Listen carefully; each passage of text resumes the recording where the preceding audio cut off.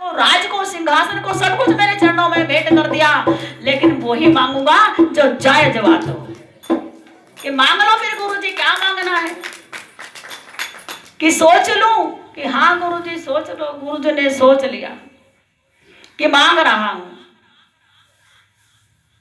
लेकिन ये बात मैं श्री राम से मांग रहा हूं, आपसे नहीं मांगूंगा। कहले मुझसे क्यों नहीं मांगोगे? क्या मेरे से बड़ा मेरा बेटा हो गया?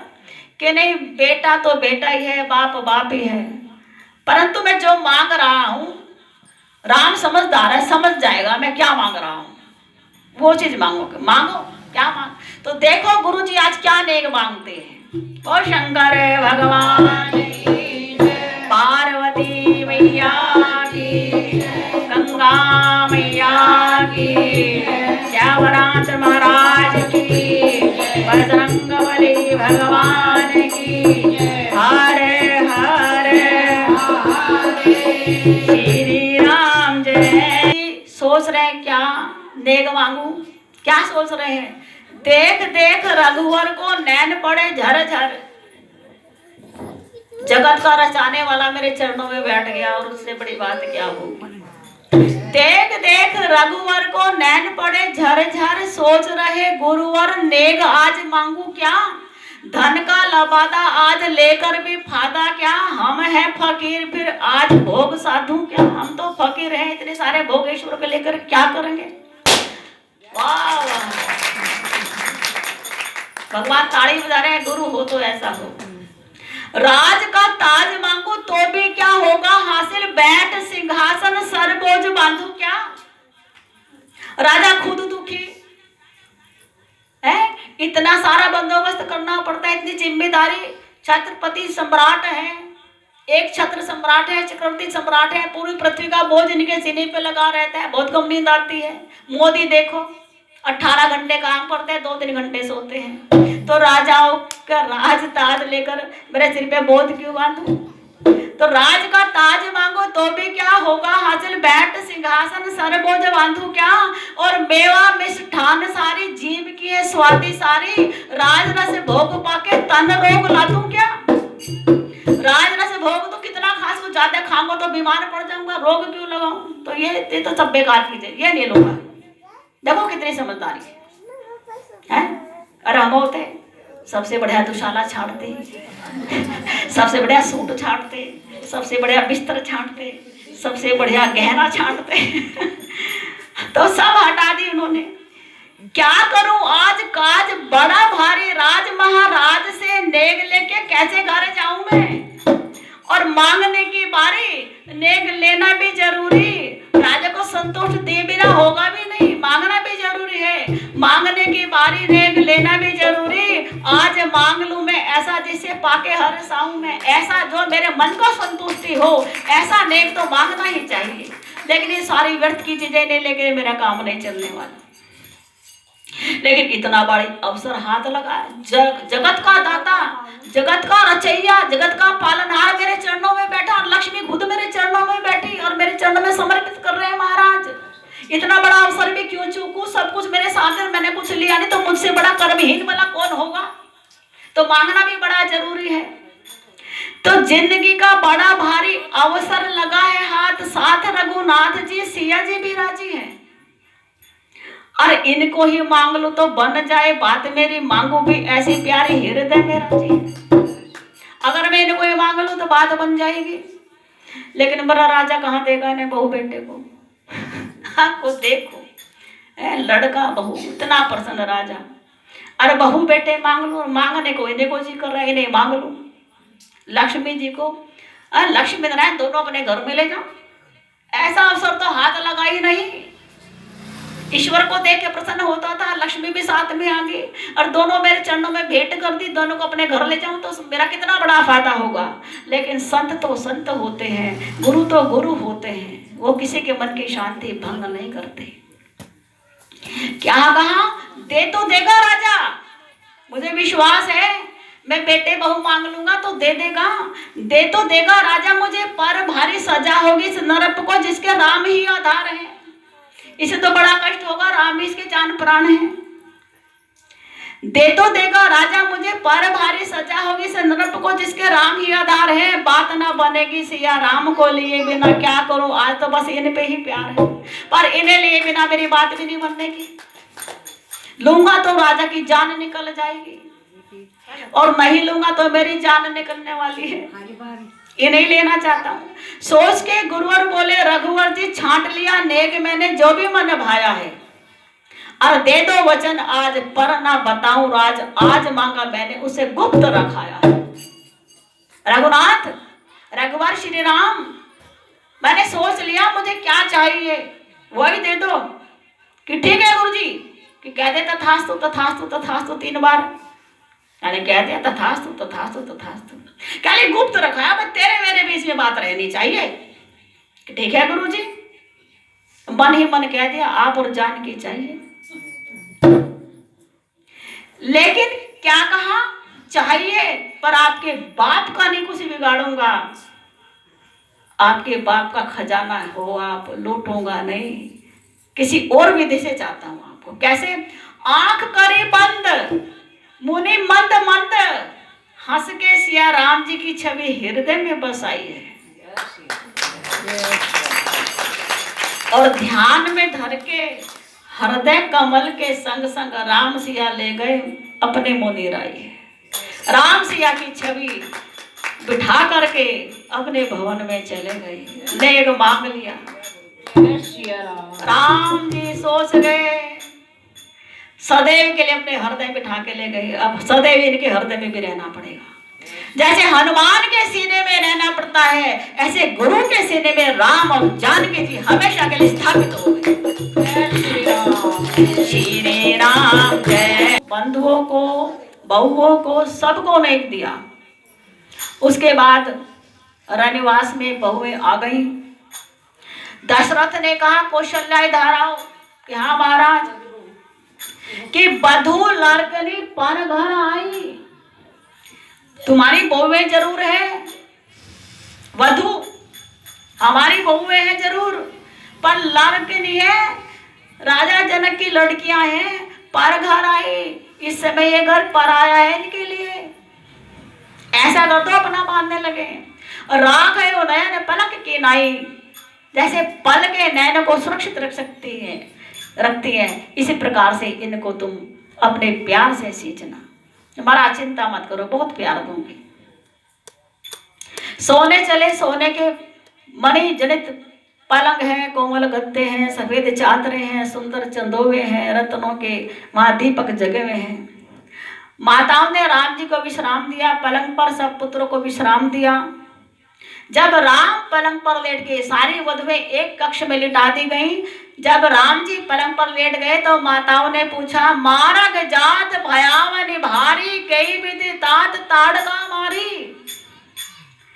तुमने ताड़का को कैसे मारा, सुभाव को कैसे मारा, मारीच को कैसे मारा, धनुष को कैसे तोड़ा, ये सारे काम तो अमानुषी है, अर्थात मनुष्य की शक्ति से बाहर है। इसका मतलब तुम मानव नहीं हो क्या, भगवान हो क्या, मुझे बात बताओ। राम जी कहने लगे, माँ तो आज पहुंच गई भगवान पे, मुझे भगवान मान लिया तो प्यार नहीं मिलेगा माँ का। सगल अमानुष कर्म तुम्हारे, केवल कौशिक कृपा सुधारे। राम जी ने कहा, वास्तव में माँ जो काम हुए हैं तो सारे अमानुषी, परंतु गुरु जी की कृपा से सारे काम बन गए, मेरा तो उसमें कुछ लेना देना है नहीं। गुरु गीता में शंकर भगवान माता पार्वती को कहते हैं, तुम जो भी करो उसे किए हुए को गाओ मत, लेकिन जो तुम्हें मिले कर्म के बाद उसे कह दो ये सब मेरे गुरु की कृपा का फल है जो आज बरस रहा है। ये मत कहो मेरे परिश्रम का फल है। तो राम जी आज अपनी माता को जवाब देते हैं, जितने भी काज माता बनते गए सब राजगुरु वर ने हमें समझाए हैं। मारने को असुरों के विद्या दई थी सारी, दिव्य दिव्य बाण मेरे तुरीन में भराए थे। गुरु के ही बाण धस गए, ताड़का के प्राण निकल गई, जानिया में मेरी क्या बड़ाई है। और गुरु मंत्र से बच गए मैया, हम तो उल्टे स्वभाव ने ही जान गंवाई है। और गुरु का ही तीर था, जो बिना फर के था, और मैया उसने ही उस मारिच को सिंधु पहुंचाया है। और गुरु के प्रताप से अहिल्या तरी है मैया, नारी बन के उसने गुरु का दर्शन पाया है। ये नहीं कहा मां मेरा दर्शन पाया नारी बन के, कि मेरे गुरु का दर्शन पाया है। और गुरु ही के संग हम मिथिलापुर में गए मैया, तोड़ धनुष सीता को ब्याह लाए हैं। गुरु ने ही बात सारे भाइयों की चलाई मैया, चारों भाई तेरी बहुओं को लाए हैं। गुरु ने बात चलाई, हमने तो कुछ पता ही नहीं, हमारा विवाह होगा हमें तो कुछ पता ही नहीं था। मान बढ़ाई मुझे मिली बेकार मैया, मैं तो गुण अपने गुरु के ही गाऊंगा, जब तक रहूंगा इस दुनिया में सारे करके मान अपने गुरु का मान बढ़ाऊंगा। जो कुछ भी कृपा है वो मेरे गुरु की कृपा है, गुरु की कृपा से ही आज मुझे ये मान बढ़ाई। काम गुरु का, नाम राम का। माँ ने कहा हाँ ये भी बात ठीक है। बहला दिया ना मैया को, अगर पता लग गया मैं भगवान हूँ तो मुझे अपना लाड प्यार नहीं, मेरी पूजा करती रही। पूजा में स्वाद नहीं, जो प्यार में स्वाद है। पूजा में स्वाद नहीं, प्यार में स्वाद है। इसलिए कि भिलने के बेर में 56 भोगों का राज है। सुंदर सुंदर बहुओं को, चारों राजकुमार सो गए, सुंदर सुंदर बहुओं को सासू अपने कक्ष में लेकर के सो गई। और इस प्रकार से जब ते आई ब्याही राम घर, जब ते बसई आनंद अवध सब तब ते। जब ते राम ब्याही घर आए, नित नव मंगल मोद बधाई।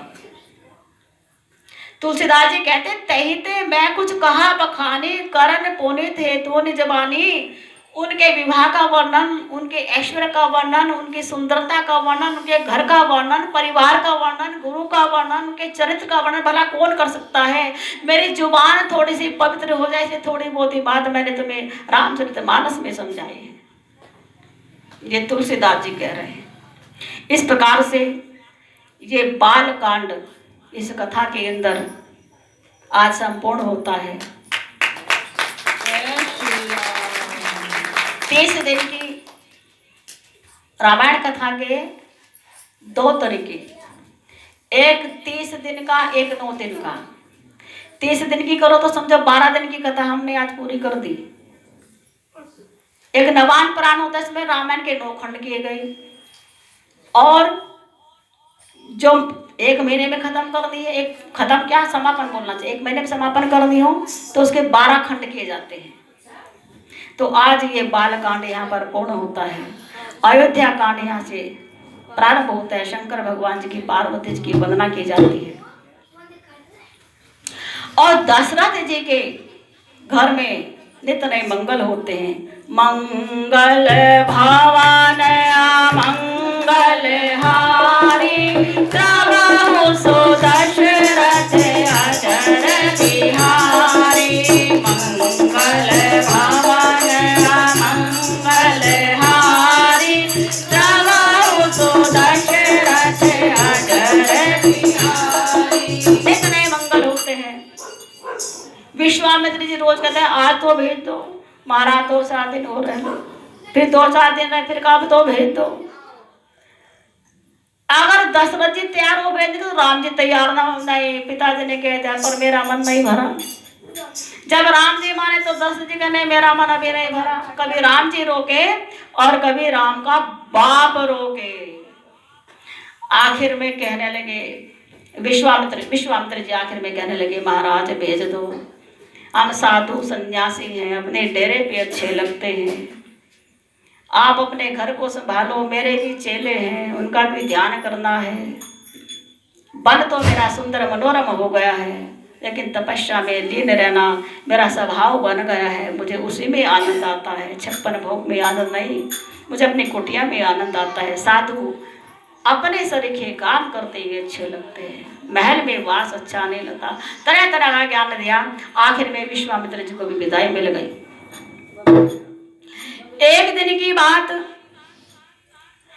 कि श्रवण समीप भय सित केता, मनहो जरठ पनु अस उपदेशा। एक दिन मुकुट को सीधा करने के लिए दर्पण में दशरथ जी ने अपना मुखड़ा देखा तो कान के पास से कुछ सफेद, श्रवण समीप लिखा इसमें, श्रवण कान के समीप, कान के पास सिद्ध केसा, सफेद केस देखे, सफेद बाल देखे तो उन्हें लगा अरे बुढ़ापा दस्तक दे गया, तो अब तो मुझे राम को युवराज कर देना चाहिए, राम को राजा बना देना चाहिए। तो गुरु जी के आश्रम में गए, गुरु जी से कहा कि कहूँ बुहालू मुनिये मुनि नायक भये, राम सब विधि सब लायक। राम हर तरह से लायक है, ज्ञान में भी, चरित्र में भी, रक्षा सुरक्षा में भी, तहजीब में भी, हर पैराग्राफ में, हर विषय में, हर नीति में राम लायक है। नाथ राम कर है जो राजू, कहीं कृपा करे कर ये समाजू। यदि राम को राज तिलक हो जाए तो मुझे बड़ा अच्छा लगेगा। क्यों? राम को राज क्यों देना चाहते हो?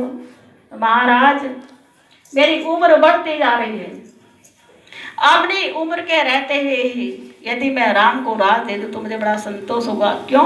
कि चली जा रही है उम्र धीरे धीरे, चली जा रही है उम्र धीरे धीरे, चली जा रही है उम्र धीरे धीरे, पल पल युवा ठोकर धीरे धीरे, पल पल युवा ठोकर धीरे धीरे, बचपन भी जाए जवानी भी जाए, बचपन भी जाए जवानी भी जाए, बुढ़ापे का होगा असर धीरे धीरे, बुढ़ापे का होगा असर धीरे धीरे, चली जा रही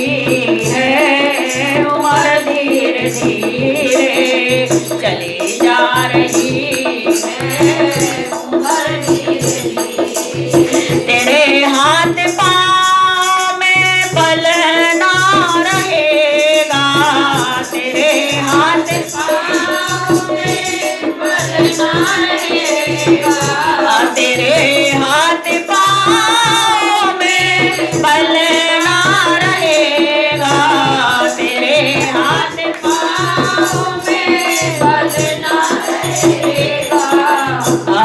और बुढ़ापे झुकेगी तुम्हारी कमर धीरे धीरे, झुकेगी तुम्हारी कमर धीरे धीरे, चली जा रही है उम्र धीरे धीरे, चली जा रही है उम्र धीरे धीरे, शिथिल अंग होंगे एक दिन तुम्हारे, शिथिल अंग होंगे एक दिन तुम्हारे, तेरी मंद होगी नजर धीरे धीरे, तेरी मंद होगी नजर धीरे धीरे, चली जा रही है उम्र धीरे धीरे, चली जा रही है उम्र धीरे धीरे। ओ शिवराज महाराज की, बजरंगबली भगवान की, हर हर महादेव। तो महाराज बुढ़ापा आ गया, एक दिन शरीर नहीं रहेगा, राम मेरे सामने राज तिलक ग्रहण कर ले, राजा बन जाए, तो मैं भगवान के भक्ति में मन लगा लूं। वशिष्ठ मुनि बड़े प्रसन्न हुए। बेग विलंब ने करिए नृप साजिए, सुबह समाजू और सुदिन सुमंगल तबहि सब राम होय जुग राजू। वही सुमंगल घड़े, जिस दिन राम जी गद्दी पर बैठ जाएंगे वही सुमंगल घड़ी है। तो अब सुमंगल मंगल घड़ी की चिंता ना करो कि किस घड़ी में राम को बैठाऊं, जिस दिन राम गद्दी पर बैठ जाएगा वही सुमंगल है। सुदिन वही दिन सुंदर है, सुमंगल वही मंगल कारज है। तबही कब, जब राम हो युवराज, जब राम युवराज हो जाए, बस वही मंगल घड़ी है। गुरु की आज्ञा मिल गई। तब नर नाहा वशिष्ठ बुलाए, वशिष्ठ ने सभी नर नारी बुलाए। राम धाम सिख देन पठाए, गुरु आगमनु सुनत रघुनाथा, द्वार आए पद नाइए माथा। गुरु जी गए राम जी के पास, उन्हें बात कहने के लिए, अब तुम्हें राजगद्दी संभालनी है। राम जी द्वार पर आ गए कि मुनि आए हैं। गुरु ने राम को राज तिलक की बात बताई, उचित शिक्षा दी। राम जी ने मन में बहुत खेद हुआ, बोले जन्मे भी एक साथ, पढ़े भी एक साथ, विवाह भी एक साथ, और राज केवल मेरे हाथ। तो राम जी प्रसन्न नहीं, खेद हो गया। हम चारों को ही गद्दी मिलनी चाहिए और केवल मुझे दी जा रही है, तो मन में खुशी नहीं हुई। जन्मे एक संग सब भाई, भोजन सेन के लिए लरिकाई, करण वेद उपपति बिहावा, एक साथ ही विवाह किया, उपवेद संस्कार भी एक साथ हुआ। संग संग सब भय उठाओ, विमल वंश यह अनुचित एको, बंधु विधई बढ़ई अभिकृत। पूरे नगर में कोलाहल है, राम जी राजा बनेंगे, राम जी राजा बनेंगे। अब सभी देवी देवता प्रार्थना करते हैं शारदा से कि कोई ऐसी बात बनाओ जिससे राम जी का राज तिलक रुक जाए। वो राम जी को वनवास दिलाने की प्रार्थना करते हैं। सरस्वती जी खड़ी खड़ी पछताती है कि ये देव भी अजीब है, अपना स्वार्थ हल करने के लिए भगवान का सुख छीनना चाहते हैं। अपना स्वार्थ हल करने के लिए भगवान का सुख छीनना चाहते हैं। मैं तुम्हारी बात नहीं मानूंगी। तब देवता ने सरस्वती से कहा, यदि आप विघ्न नहीं डालोगे तो अयोध्या में ही सुख सीमित हो जाएगा, पूरी पृथ्वी से सुख चारा चला जाएगा। क्योंकि राक्षस उस जगह के तो मार दिए राम ने जहाँ विश्वामित्र रहते हैं, लेकिन अन्यत्र पृथ्वी पर जो अत्याचार मचा हुआ है राक्षसों का, असुरों का, आतताइयों का, उसे मारने के लिए राम को राज्य से बाहर तो निकलना पड़ेगा। क्या तुम ये चाहती हो राम के घर में सुख बरसे या पूरी पृथ्वी पर बरसे? बताओ दोनों में से कौन सी विशेष बात है? क्या नहीं, बात तो शारदा रानी के लिए बात तो वही ठीक है, पूरी पृथ्वी पर सुख बरसना चाहिए। तो अब देख लो, तुम हमें स्वार्थी कहती हो, हम तो दुनिया की बात बनाने के लिए तुम्हें कहने, फिर भी राम के घर में तो दुख बरसा के आऊंगी ना मैं। भगवान के घर में दुख, दुनिया के घर में सुख, ये तो बात नहीं बनेगी। कहले क्या करें, कहीं ना कहीं तो कहीं कुर्बानी देनी ही पड़ेगी। कहा तुम्हारा ऊंचा निवास तो है देव, तुम्हारी करनी जो है वो बहुत छोटी है। ऊंच निवास नीच कर तूती, देख नहीं सके पराई विभूति।